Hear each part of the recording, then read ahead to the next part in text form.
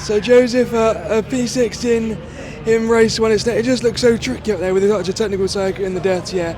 But you're not leading the championship anymore, but still good points. Yeah, exactly. Obviously, it's we were always struggling this weekend. I think I've always struggled around here just as a driver, and I think we've done quite okay. I think the pace that we had as a team throughout practice on Thursday and Friday, we were quite weak, and I think going into qualifying we found a lot, and I think it's definitely a lot better than what we were expecting for this weekend, especially at the end of Friday. So I'm pretty happy. Obviously I wanted more. I always want more unless I'm at the front where I can't get any more. So it's one of those. I'm pretty happy with P6.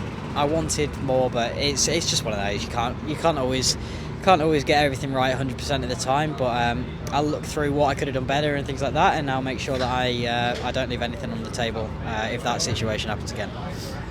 How important was it that neither Dunn or Voisin managed to get the win out there, and your teammate Matthew Rees got on the podium? Yeah, exactly. Obviously, Dunn and Voisin are the ones that are pretty close to me at the moment. Obviously, Voisin's now in front. I don't think Dunn will be, but he won't be far behind. So, it's still all to play for. Them not being at the front was pretty helpful for me. Obviously, P6 isn't ideal, especially when you want to try and be leading the championship. But luckily, they were only third and fourth. So, it could have been worse, like I say, and. We finished, we got points, and I think that's what we can take from it. Sometimes you can't always win every race. So, after this weekend, we've got some very good rounds coming up, and hopefully we can pick up some more points in the next two races, and then hopefully we'll be back at the front for after this.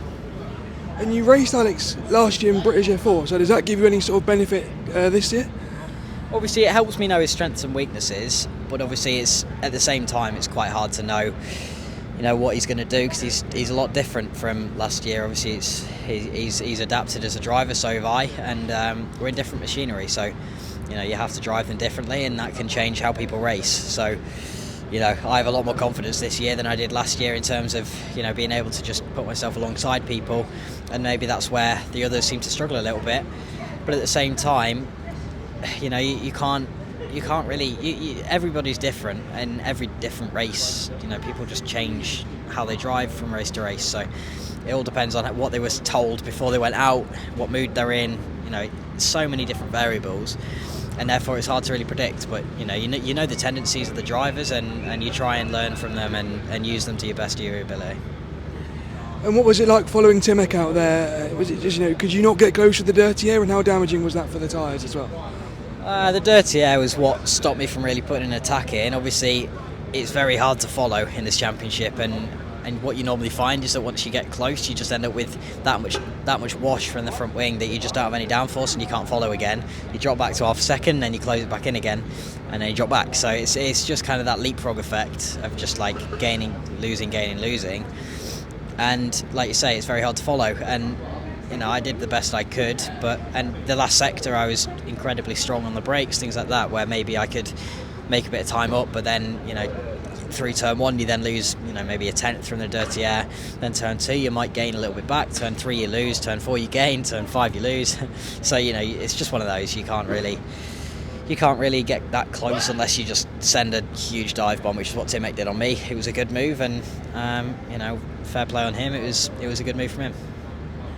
And there were some varying starts. The Headley got a brilliant start, but then other guys around sort of bogged down a bit. Is it a fine line to get off the line, and how do you manage a starter there with the clutch as well?